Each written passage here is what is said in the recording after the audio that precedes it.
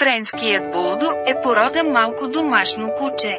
Той е резултат от смеска от 18 век между наследници на булдози, внесени от Англия, и местни френски мишеловни кучета. Умнофренският булдог е активен, интелигентен, мускулест с широки кости, гладка козина и компактен с средна до малка структура. Тези характеристики се отнасят с по-голяма сила до мъжките индивиди. Цветовете, приети за тази порода, са различните нюанси на тигров, светлобежов, бял с тигрови петна или бял с светлобежови петна. Доминиращият цвят е тигров, а след това светлобежов, с разцветки от други цветове. Кожата на породата трябва да е мека, отпусната, особено на главата и раменете, като по този начин образува бръчки. Козината също така трябва да е лъскава, гъста, къса и гладка. Изискванията за главата са тя да е квадратна, като скалпът трябва да е плосък, но леко заоблен. Блендата между черепа на кучето и муцуната трябва да е ясно изразена, като по този начин образува вдлъбнатина между очите. Муцуната трябва да е широка, дълбока и добре развита назад, а също така трябва да има големи мускули на бузите. Носът на френския булдог трябва да е изключително къс, с широки ноздри и ясно изразена линия между тях. Носът и устните на кучето трябва да са черни, с изключение на посветлите разцветки на породата. Устните трябва да са дебели и широки, стигащи до долната челюст и покриващи зъбите, които не бива да се виждат, когато кучето е със затворена уста.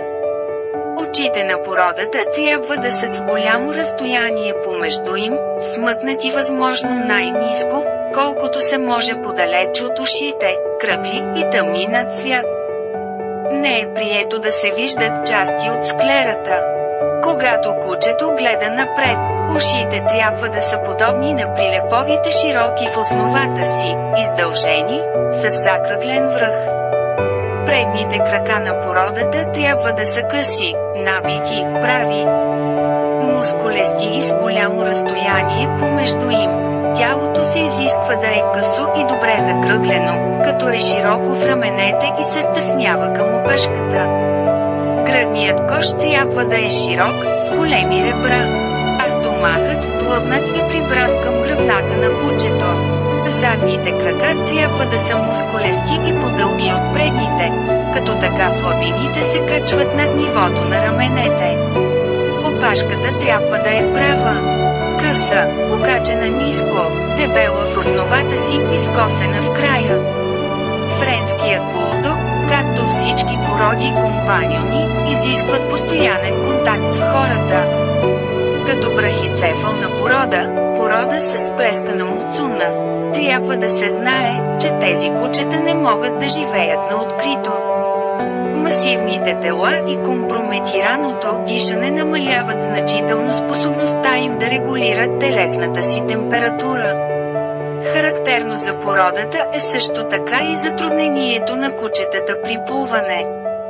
Като следствие от физиологията на породата трябва да се взимат специфични мерки при горещо и влажно време. Френските булдози рядко лаят, а когато го правят, то е за да привлекат внимание или просто да покажат, че не са щастливи.